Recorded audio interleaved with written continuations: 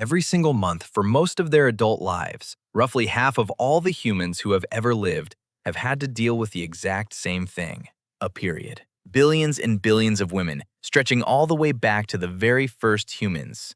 And here's a question almost nobody ever stops to ask. How on earth did they handle it? Because think about what we have today. Pads, tampons, cups, painkillers, clean running water, privacy. Now take all of that away. Every single bit of it. No pharmacy, no plumbing, no product designed for the job. You're a woman in the ancient world, and your period has just arrived. What do? This is one of the most universal human experiences in all of history, and one of the least talked about. For thousands of years, this was a monthly reality for half the population, and yet it's almost completely absent from the history books, which were, surprise, surprise, mostly written by men. So today, we're going to fix that. We're going to travel from the dawn of humanity, through the pyramids of Egypt, all the way to the streets of ancient Rome, and find out how women actually dealt with their periods. And along the way, we're going to bust one of the most famous facts about ancient periods, a story you've almost certainly heard that turns out to be completely made up. Stick around for that, because the truth is way more interesting than the myth. If you find this kind of hidden, everyday history fascinating, hit like and subscribe. Okay, let's start at the very dawn of humanity. The Stone Age. Prehistoric women, tens of thousands of years ago, living in a world with no writing, no cities, no technology as we'd understand it. How did they deal with their periods? And here's the honest truth, right up front. We don't know for certain. And that's for a very simple, very frustrating reason. Prehistoric people left no written records. Writing hadn't been invented yet. And whatever materials they might have used to manage their periods were made of soft, natural things. Moss, grass, leaves, animal hides, plant fibers. And those materials rot. They decompose. They vanish. Unlike a stone tool or a bone, a handful of moss doesn't survive 50,000 years for an archaeologist to dig up. So the physical evidence is basically gone. But that doesn't mean we're totally in the dark, because we can make very reasonable, educated guesses based on two things: the natural materials that would have been available to them, and how people in more recent history living in similar conditions are known to have managed. And when you put those together, a picture emerges. The most likely answer is that prehistoric women used whatever soft, absorbent natural materials were around them. Moss is a strong candidate. Certain types of moss are genuinely absorbent, and we know from later history that moss was used both to dress wounds and, very probably, to absorb menstrual blood. Bundles of soft grass, rolled up and used to catch the flow, are another likely method. This is something that's been documented among various peoples in more recent times.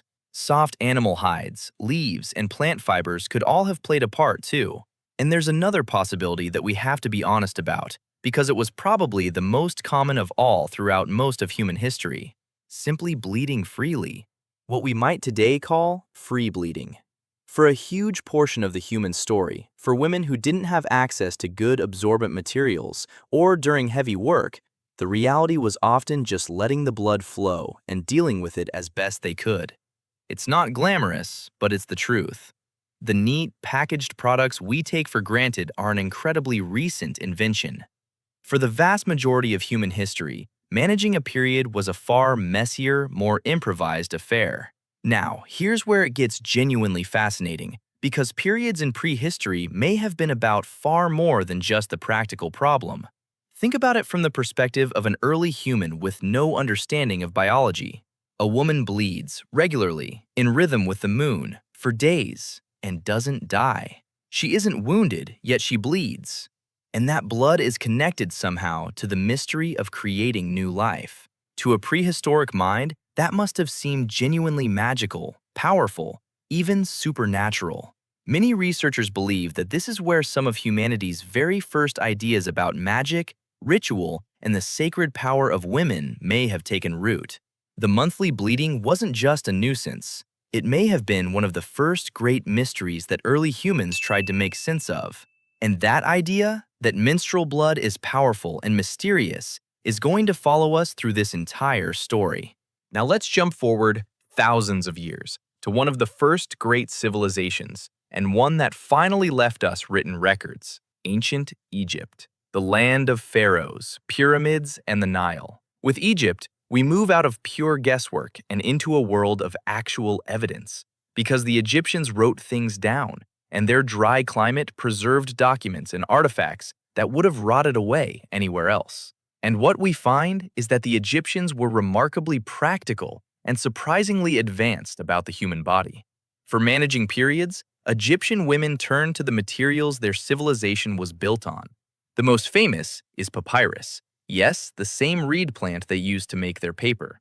Softened papyrus could be used to help absorb menstrual blood. They also used soft linen and cotton cloths, folded and reused, which their thriving textile industry produced in abundance. Some sources suggest they may have crafted tampon-like devices from these natural fibers, though as we'll see later, we need to be careful with claims like that. Reusable cloth pads and loincloths were very likely the everyday reality for most Egyptian women. But what's really striking about Egypt isn't just the products, it's the attitude. The Egyptians took women's health seriously, at least by the standards of the ancient world. They had a genuine tradition of medicine, and their medical texts, written on papyrus scrolls, actually discuss gynecology and women's health. They had recipes and remedies aimed at menstrual issues and fertility. In a world that would often treat menstruation as shameful or dangerous, the Egyptians approached it, at least partly, as a normal medical matter to be understood and managed. Menstruation was even linked in Egyptian thinking to fertility, life, and renewal, connected to the life-giving flooding of the Nile itself. Blood and water, flow and fertility, all part of the same great cycle of life. It's a reminder that ancient attitudes weren't all the same. Different cultures saw the same biological reality through very different eyes. And Egypt, in many ways, was one of the more matter-of-fact, practical civilizations when it came to the female body. And now we arrive at ancient Rome, the empire, togas, gladiators, roads, and, as it turns out, some very strong opinions about periods. Let's start with the practical side, because we actually have decent evidence here. Roman women most commonly used soft wool to manage their flow. Wool was everywhere in the Roman world. It was soft and it was absorbent. Pads made of wool and wool cloths were the go-to solution. And crucially, we know that Roman women wore a kind of underwear, a garment called the sublegaculum, essentially a linen loincloth or undergarment, which could hold an absorbent wool pad in place. So the basic setup, an absorbent pad held in place by underwear, is, in its bones, not so different from what came much later. Women were solving the same problem with the tools they had. And then there were the rags. Throughout the ancient world and for centuries afterward, one of the most common methods was simply reusable cloth rags, pieces of old fabric, torn from worn-out garments, folded and placed to catch the blood, then washed and dried and used again. This was so widespread and lasted for so long that it actually gave us a phrase we still use today. Ever heard someone say a woman is on the rag? That phrase comes directly from this ancient and enduring practice of using cloth rags during menstruation. A little piece of ancient history hiding in modern slang. Now, remember I promised to bust a famous myth?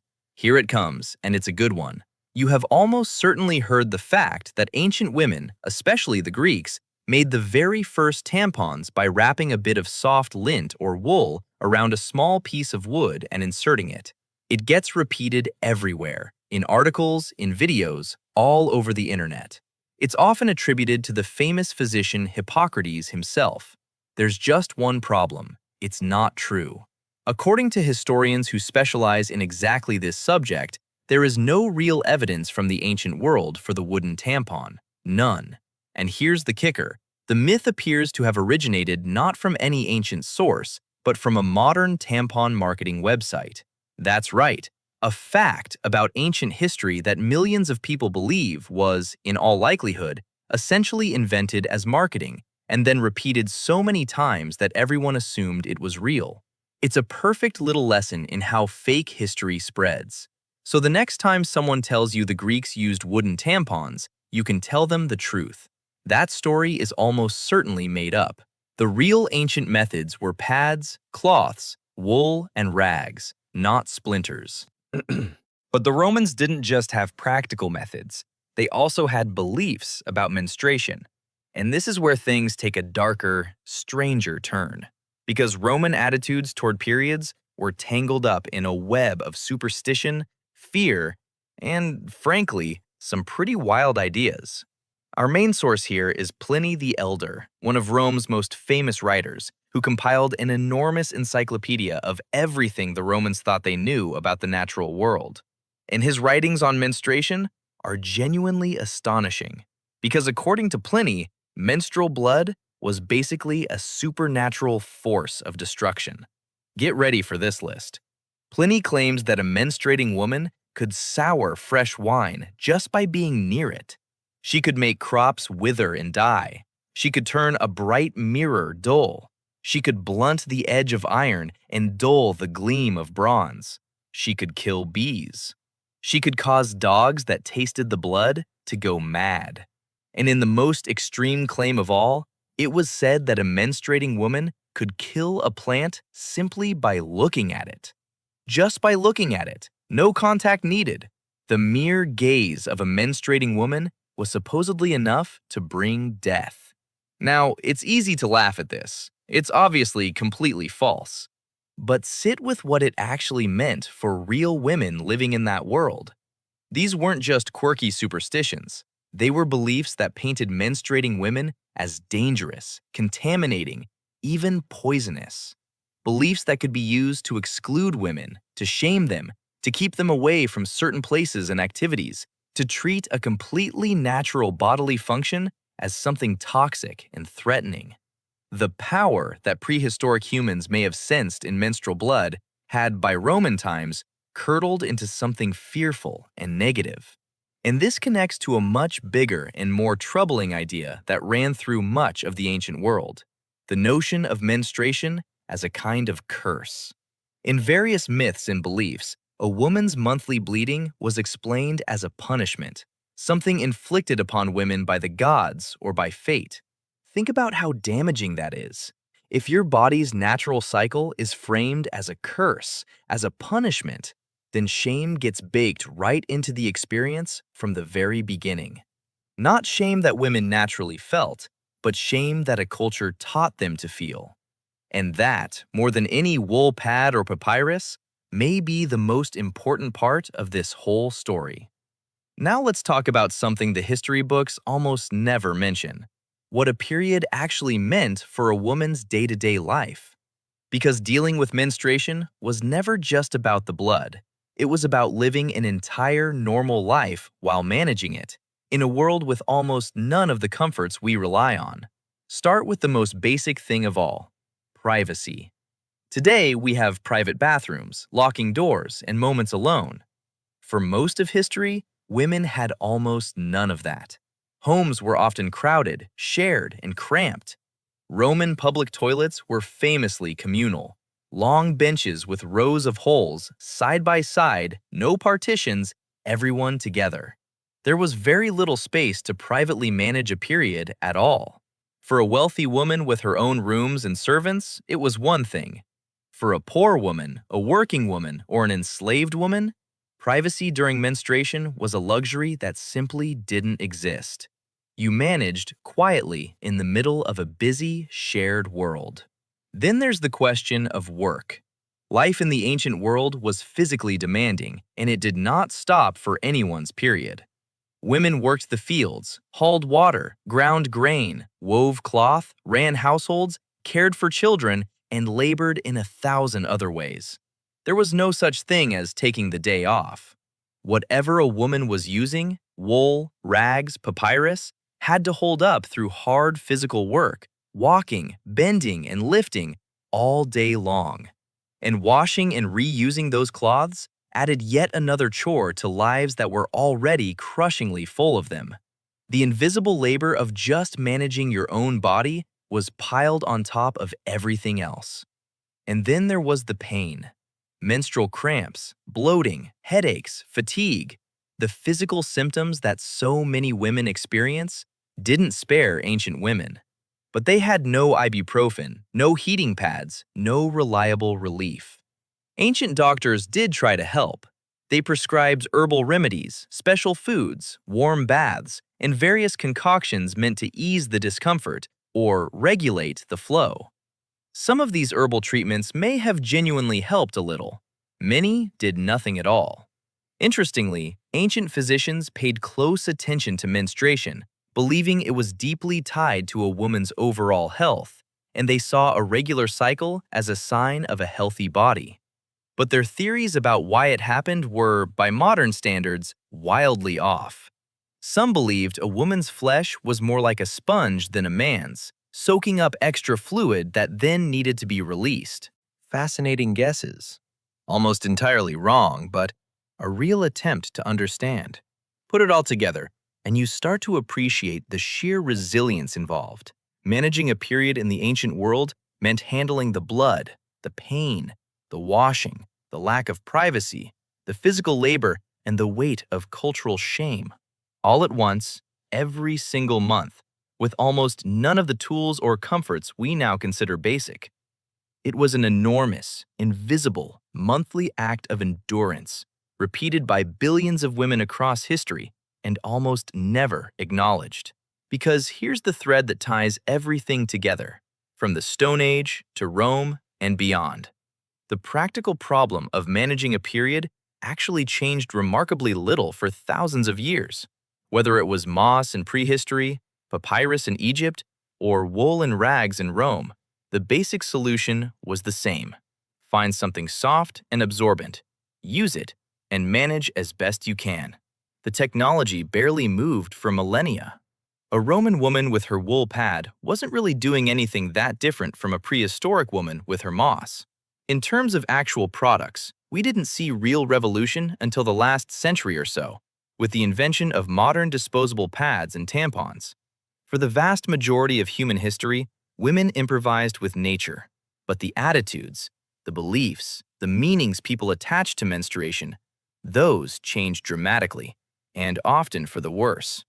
What may have begun as a sense of awe and mystery in prehistory, a recognition of the strange power of the female body, hardened over time in many cultures into fear, taboo, and shame. By the time we reach Rome, we have a famous author calmly writing that a woman on her period could kill plants with a glance. The blood went from mysterious and sacred to dangerous and shameful. And that shift matters because we're still living with its echoes today. The awkwardness, the secrecy, the hushed voices and hidden products, the sense that periods are something to be concealed and never discussed, a lot of that traces back through exactly this history. The stigma didn't come from the biology. Periods are just biology, as natural and normal as breathing. The stigma came from the stories that cultures told about them, stories that piled up over thousands of years. So let's go back to where we started. How did ancient women deal with their periods? On the practical side, with remarkable ingenuity and resourcefulness, using moss, papyrus, linen, wool, and rags, solving a monthly challenge with whatever nature and their civilization provided, largely without any of the tools we take for granted. And on the human side, they dealt with something much harder than the blood itself. They dealt with what their societies decided that blood meant. They carried not just the physical reality, but the weight of every myth, every taboo, and every whispered shame that history had stacked upon them. Billions of women, across tens of thousands of years, quietly handling one of the most universal experiences in all of human life, and doing it in a world that mostly refused to talk about it, or wrote it down as a curse. Maybe the most impressive part isn't the moss, or the wool, or the clever loincloths. Maybe it's that they carried all of that, month after month, century after century, and kept the entire human race going anyway. That's not a footnote to history. That's the quiet foundation underneath all of it.